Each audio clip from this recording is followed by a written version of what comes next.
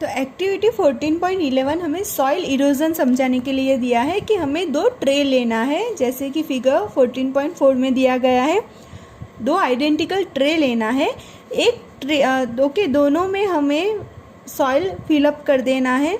बाद में एक ट्रे के अंदर या तो आप मस्टर्ड या तो ग्रीन ग्राम या तो पैडी, ये तीनों में से कोई भी एक का प्लांटेशन करना है। एक को सीड्स को डाल के प्लांटेशन करना है और दूसरी ट्रे को एज इट इज़ उसके अंदर सॉइल ही रहने देना है, कुछ भी प्लांटेशन करना नहीं है। बाद में हमें क्या करना है, दोनों ट्रे के अंदर पानी रेगुलरली देते जाना है ताकि फर्स्ट के अंदर पूरा जो भी सीड्स हमने डाले थे वो पूरे ग्रो कर जाएंगे। दूसरे के अंदर भी डालते रहना है जिसके अंदर ओनली सॉइल ही है।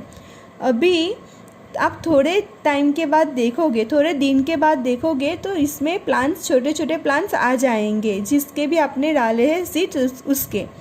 बाद में दोनों को हमें टिल्ट कर इस तरह से एंगल पे टिल्ट कर देना है और दोनों का एंगल सेम ही होना चाहिए। दोनों को अगर एक को ना ज़्यादा एक को कम, इस तरह से उसको टिल्ट कर देना है। बाद में इस तरह से रखने के बाद किसी सपोर्ट पे रख देना है। बाद में क्या करना है, हमें जेंटली यानी कि इस तरह से धीरे से उसमें पानी डालना है दोनों ट्रे के अंदर।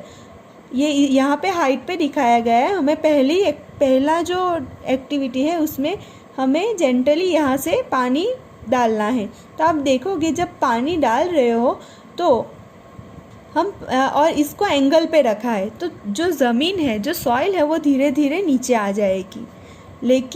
दोनों में लेकिन आप देखोगे तो ये जो प्लांट लगाया है वो ट्रे के अंदर कम आएगी और ये जो बिना प्लांट वाला है, ओनली सॉइल है, उसमें सॉइल जल्दी यानी ज़्यादा नीचे आ जाएगी क्योंकि यहाँ पे प्लांट लगा है तो रूट्स होंगे। तो रूट्स जो है वो ज़मीन को जकड़ के रखते हैं ताकि जो सॉइल है वो जल्दी नीचे ना जा सके।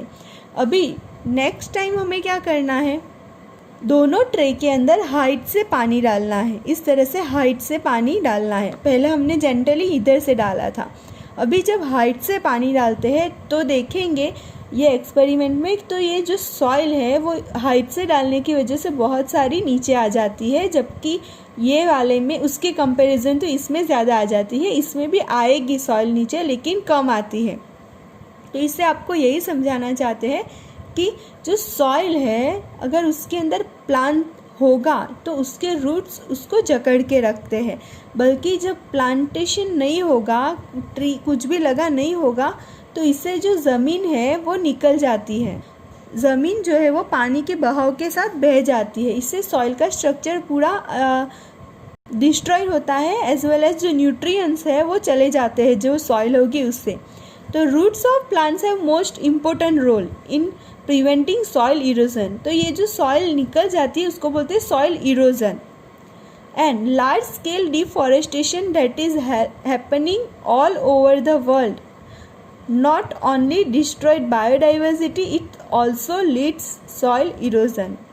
तो ये जो पूरे वर्ल्ड में जो डिफॉरेस्टेशन होता जा रहा है, बहुत ही यानी कि फॉरेस्ट अभी रहे ही नहीं है, बहुत ही कम नंबर में रहे, तो इससे डाइवर्सिटी तो डिस्ट्रॉयड होती ही है बल्कि सॉइल इरोजन भी बहुत हो रहा है। सॉइल इरोजन का जो प्रोसेस है बहुत होता जा रहा है और इससे क्या होगा, जो top soil that is the bare of vegetation is likely to be remove very quickly. इससे जो सॉइल स्ट्रक्चर है वो बहुत ही डिफरेंट हो जाता है and disease accelerated in hilly and mountainous region and this process of soil erosion is very difficult to reverse.